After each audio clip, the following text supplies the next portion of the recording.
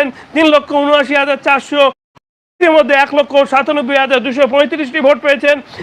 তিনি 15,850টি ভোটে দেবাংশুর থেকে এগিয়ে আছেন। দেবাংশু ভট্টাচার্য দ্বিতীয় স্থানে এবং অ্যাডভোকেট শাহিন ব্যানার্জি তিনি 23,143টি ভোট পেয়েছেন এবং আইএসএফ প্রার্থী মহিউদ্দিন মাহি মাত্র 2,900টি ভোট পেয়েছেন। এরপরে আমরা চলে যাব হাই ভোল্টেজ বহরমপুর, তারপরে মোহাম্মদ সেলিমের লোকসভা কেন্দ্রে আমরা চলে যাব। বহরমপুরে ইতিমধ্যে অধীর রঞ্জন গড়টাকে ক্রমশ দখল করতে চলেছে ইউসুফ পাঠান। আপনাদের জেনে রাখি বহরমপুরে কিন্তু ক্রমশ অধীর রঞ্জন গড়টাকে দখল করতে চলেছে ইউসুফ পাঠান। ইউসুফ গড়ে পরিণত হচ্ছে বহরমপুর। অধীর রঞ্জনের বড় বড় ভাষণ সব ব্যাসনের মধ্যে চলে গেল, বড় বড় ভাষণ সব ব্যাসম হয়ে গেল। ইতিমধ্যে একেবারে ইউসুফ পাঠান তিনি 1,97,594টি ভোট পেয়েছেন। ইউসুফ পাঠান 14,603 ভোটে এগিয়ে আছেন। এত মধ্যে ইউসুফ পাঠান কিন্তু একেবারে বহরমপুর থেকে এগিয়ে আছেন মাত্র 14,603 ভোটে। বসিরহাট লোকসভা নিয়ে আমরা আলোচনা করবো আর কিছুক্ষণ পরে। দর্শক, এবার আপনাদের মতামত আমরা শুনবো। এরপরে আমরা চলে যাব মোহাম্মদ সেলিমের বড় বড় ভাষণ। একেবারে ভোট বাক্সে কিন্তু মোহাম্মদ সেলিম বড় বড় ভাষণ থেকে ছোট ছোট কল্পতরুতে চলে গেছে।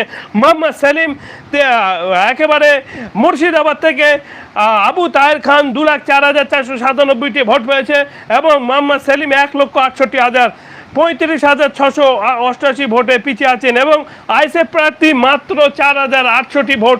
নির্দলের মতো ভোট পাচ্ছে আইএসএফ প্রার্থী।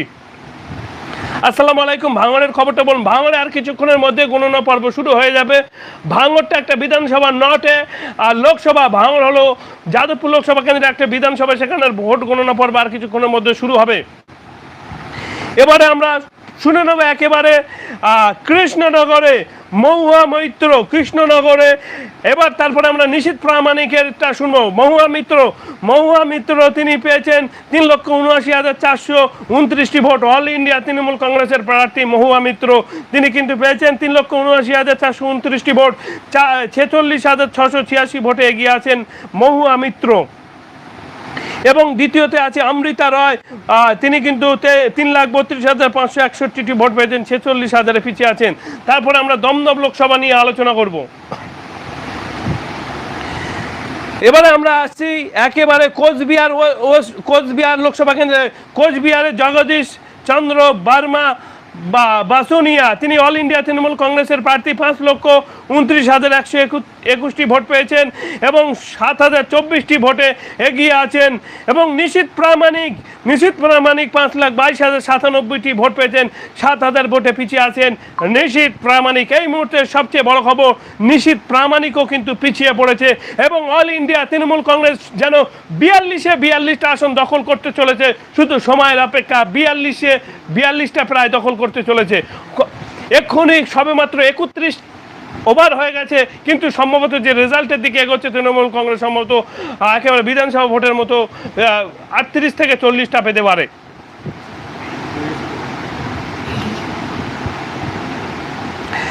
এই মুহূর্তে আমরা যে খবরের দিকে নজর রাখবো, কলকাতা দক্ষিণে মালা রায় অল ইন্ডিয়া তৃণমূল কংগ্রেসের প্রার্থী 2,77,943টি ভোট পেয়েছে। 1,32,950 ভোটে কিন্তু এগিয়ে আছেন মালা রায় তৃণমূল কংগ্রেসের প্রার্থী। এবং দ্বিতীয় স্থানে রয়েছে দেবশ্রী চৌধুরী পেয়েছেন 1,32,965 ভোটে পিছিয়ে আছেন, 1,44,993 ভোট পেয়েছেন। এবং শাহরিয়ার শাহ হালিম সিপিআইএম প্রার্থী তিনি পেয়েছেন মাত্র 66,134টি ভোট। এরপরে আমরা চলে যাব কলকাতা উত্তরে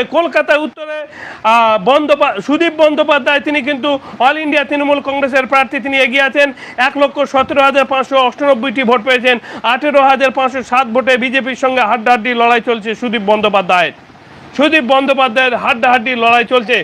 তারপরে আমরা চলে আসবো আবারও ব্যারাকপুর লোকসভা কেন্দ্রে। একেবারে তৃণমূল কংগ্রেস ছেড়ে বিজেপিতে যোগ দিয়েছিলেন অর্জুন সিং টিকিট পেয়েছেন। সেই অর্জুন সিংকে পার্থ ভৌমিক একেবারে 37,783 ভোটে পিছনে ফেলে রেখেছেন অর্জুন সিংকে। এবং সিপিআইএম প্রার্থী তৃতীয় স্থানে আর দখল করেছে মাত্র 38,130 ভোটে এগিয়ে আছেন, 38,130টি ভোট পেয়েছেন এবং পার্থ ভৌমিক 37,730টি ভোট পেয়ে এগিয়ে আছেন। শ্রীরামপুরের খবরটা আমরা দিলাম, শ্রীরামপুরে কল্যাণ বন্দ্যোপাধ্যায় এগিয়ে আছে। তারপরে হুগলি রচনা ব্যানার্জির খবরের দিকে আমরা নজর রাখবো, সকাল থেকেই নজর ছিল।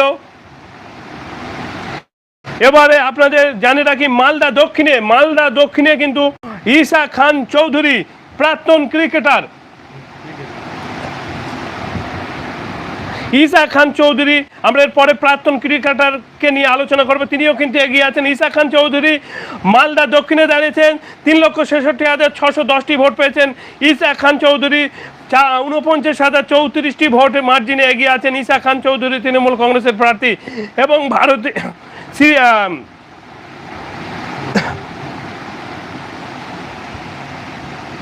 তারপরে আমরা আলোচনা করব একেবারে মালদা উত্তর নিয়ে। মালদা উত্তরে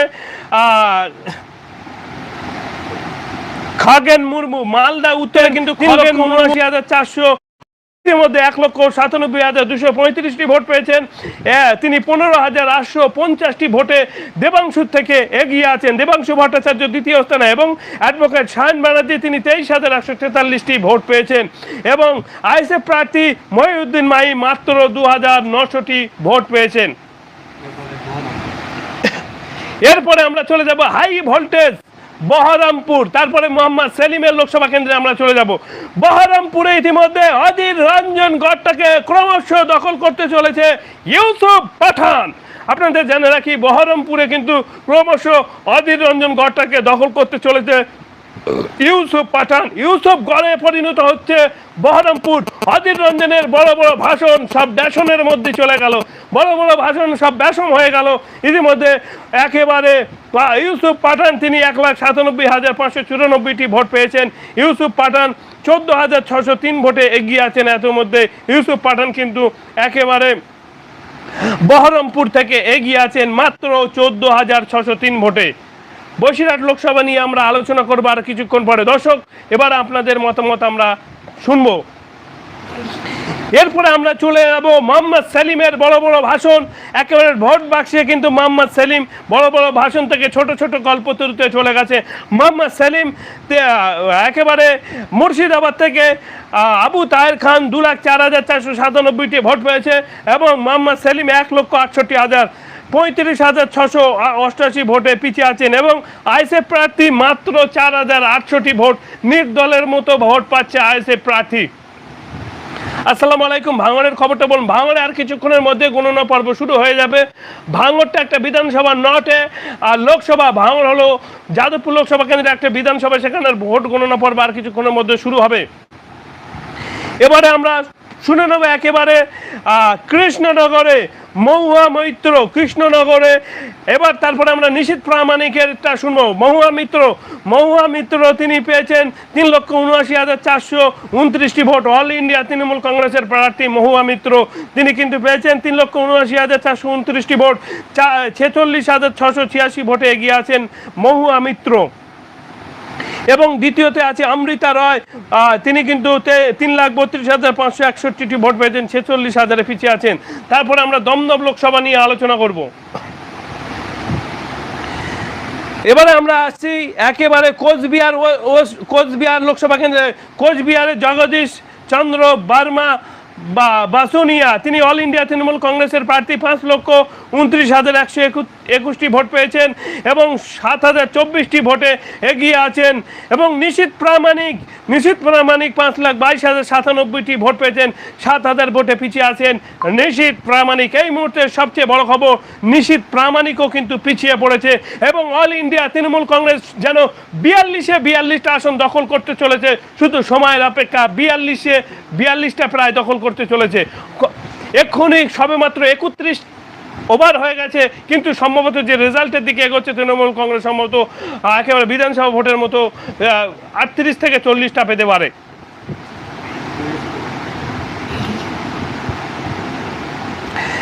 এই মুহূর্তে আমরা যে খবরের দিকে নজর রাখবো, কলকাতা দক্ষিণে মালা রায় অল ইন্ডিয়া তৃণমূল কংগ্রেসের প্রার্থী 2,77,943টি ভোট পেয়েছে। 1,32,950 ভোটে কিন্তু এগিয়ে আছেন মালা রয় তৃণমূল কংগ্রেসের প্রার্থী। এবং দ্বিতীয় স্থানে রয়েছে দেবশ্রী চৌধুরী পেয়েছেন 1,32,965 ভোটে পিছিয়ে আছেন, 1,44,993 ভোট পেয়েছেন। এবং শাহরিয়ার শাহ হালিম সিপিআইএম প্রার্থী, তিনি পেয়েছেন মাত্র 66,134টি ভোট। এরপরে আমরা চলে যাব কলকাতা উত্তরে। সুদীপ বন্দ্যোপাধ্যায়, তিনি কিন্তু অল ইন্ডিয়া তৃণমূল কংগ্রেসের প্রার্থী, তিনি এগিয়ে আছেন, 1,17,598টি ভোট পেয়েছেন। 18,507 ভোটে বিজেপির সঙ্গে হাড্ডাহাড্ডি লড়াই চলছে সুদীপ বন্দ্যোপাধ্যায়ের হাড্ডাহাড্ডি লড়াই চলছে। তারপরে আমরা চলে আসবো আবারও ব্যারাকপুর লোকসভা কেন্দ্রে।